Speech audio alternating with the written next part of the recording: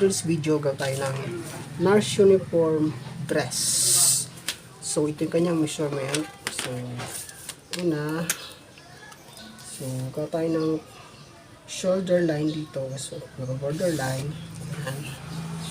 And then, kunin natin yung length ng damit. So, ang pinaka-length niya is 40 inches. So, dito, ito yung 40. Tala natin siya. Length ng damit. Okay.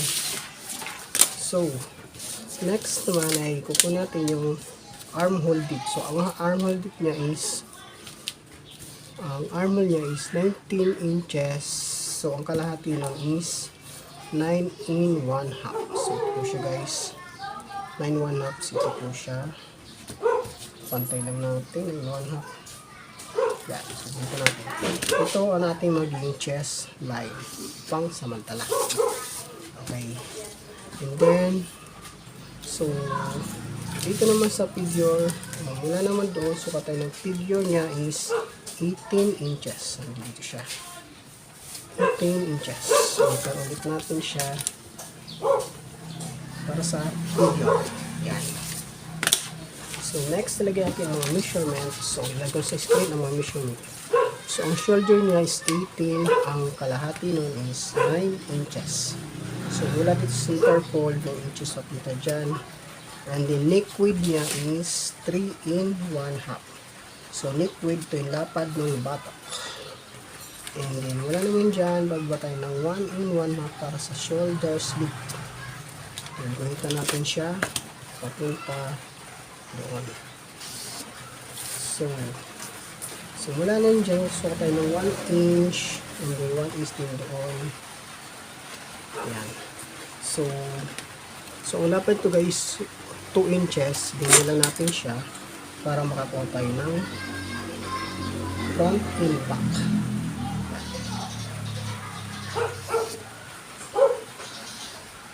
Ito sa back, ito sa front. Okay. So, kung anong sukat nito guys, yan. So, 5 in 1/2, dapat tayo natin. And then dyan, ito sa back. And then dito naman sa front ay ganun din. 5 in 1/2. Yan. So, yung ilagay natin ang chest line. So, chest line niya is, ang sukat ng chest is 38 divide 4 is 9 in 1/2. So, 9.5. Ito siya guys. Plus body allowance 1 inch. Ito po siya. So, kulit naman natin yung armhole papunta dito. Hanggang dun sa body allowance. Ito sa back. And then, ito naman sa front.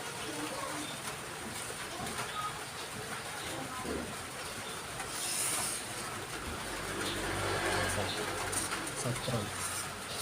Sukatin natin siya. Ang sukat is 19. Sukatin natin siya. 10 1/4. And then, so, ulit natin para sa front parts. So, 18 in 1/2. So, guys, 18 in 1/2. So, kunin tayo ng 1/2 inch para maging 19. So, ang gagawin dyan is, ibababa mo siya dito. Pero yung 1/2 inch, guys, ay hindi na po siya para sa tolerance, pwede na po ito. Kahit hindi mo i-adjust yan, pwede na yung pasok na yan. Pero para makuha mo yung saktong sukat, ibaba mo siya dito, 1/2 inch. Hanggang makuha mo yung saktong sukat. So, para sa akin, is 1/2 inch is hindi na siya issue. Kumbaga, pwede na siya. 1/2 inch lang naman siya, guys. So, yun. So, 18.5 ang wallet sukat dyan. Kung gusto nyo makuha to, gusto nyo makuha 19, ibaba nyo sa dito ng 1/2 inch.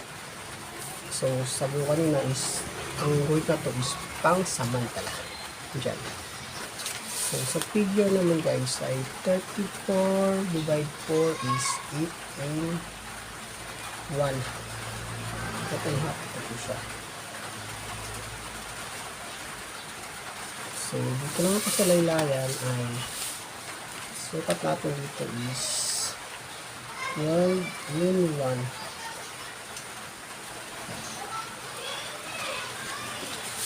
Kukulit natin siya. So, dito, so, 24 yan, plus body allowance 1 inch. So, hanggang doon ang ating tuloy. So, So, connect natin siya papunta dyan. So, dito naman ay diretso na natin ito.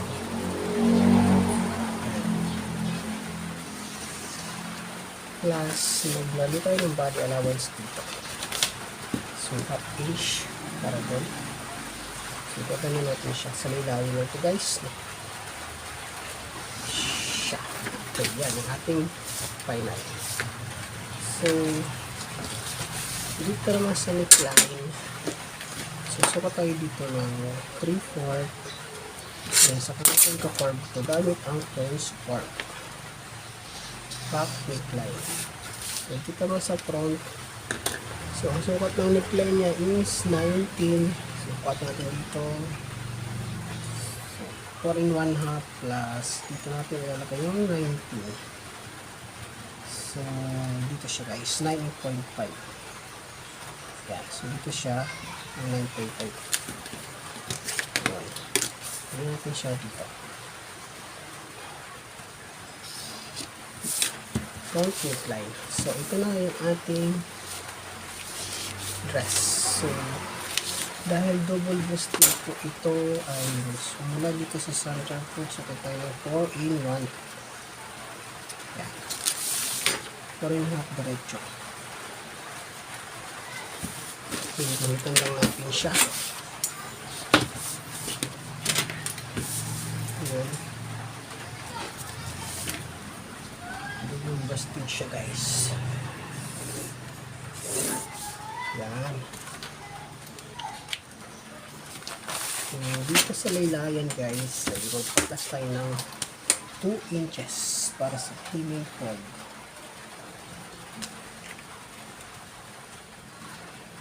Sa back, ay mali. Dito sa back,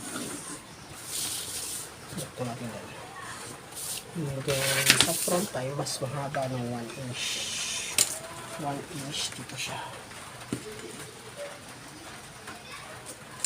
So, mula doon, ay curve natin siya. So, front and sa back. So, ito na siya ang ating pattern. Then, dito naman ito guys. So, ito natin siya.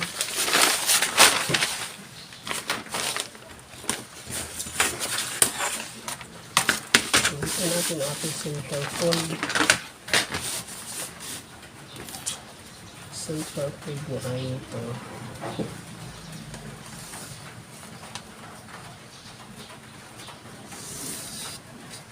Yan.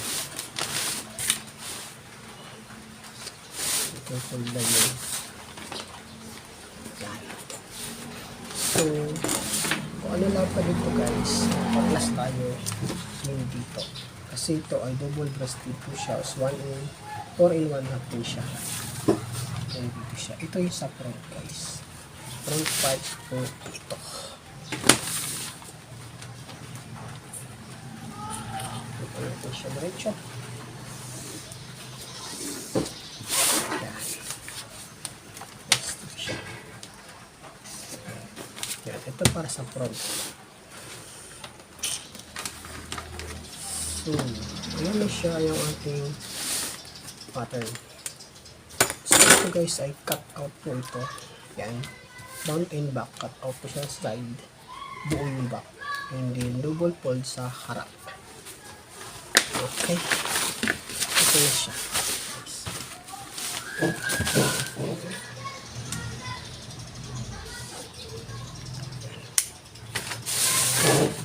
So, i-cut out na ito guys pagka pinapas ko na siya sa pila para hindi ako madami yung pattern. So ang pocket natin dito ay 7 inches yung lalim po, ganyan siya. Ito yung pocket na dito sa side, nakaipit siya hanggang doon, 7 inches. Pocket to, kung baga ito pocket na yan yung pocket niya.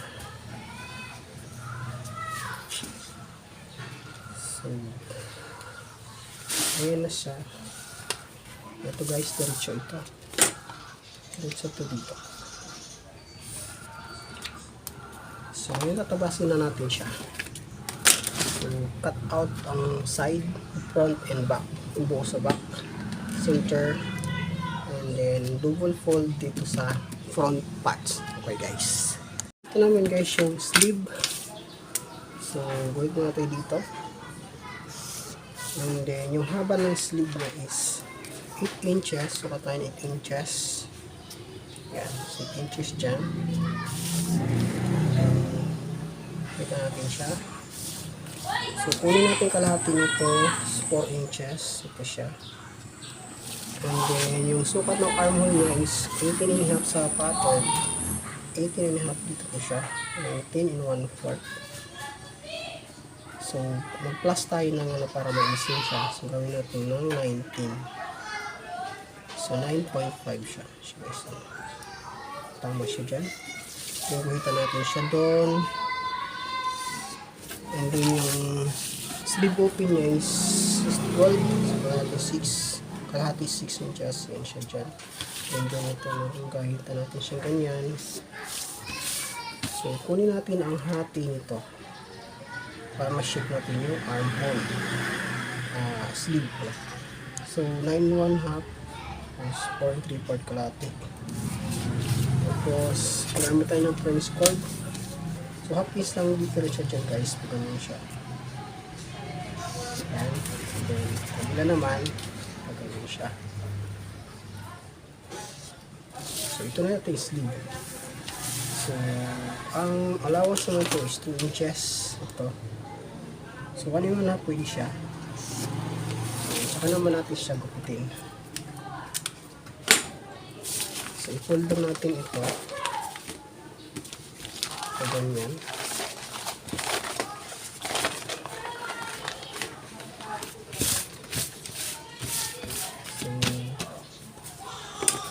So, magiging tayo ng allowance half inch.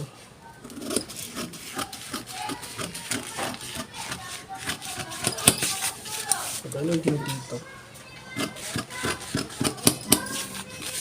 So, ito na siya. So, ito naman yung allowance natin. Kupitin natin siya. Hinging allowance guys. So, siya. And then, mas maiksi yung sa harap. So, tanggalan, bubuwasan natin ito dito ng at least 1/2.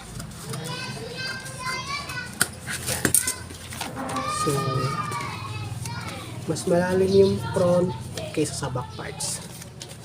Ito na yung ating sleeve. Ayan siya guys. Ganun lang kasimple gumawa ng sleeve. Okay. Cut guys. Tatabasin na natin yung ating nurse uniform. So, unang gagawin natin ito yung front. Ayan, mula dito sa green na tong guhit na to. Yan, umpisa hanggang dito. Yan. Yun yung front guys. Ito. So, hanggang dito siya, overlap yan. Ito yung magiging overlap kasi ng chest niya, so double breasted siya.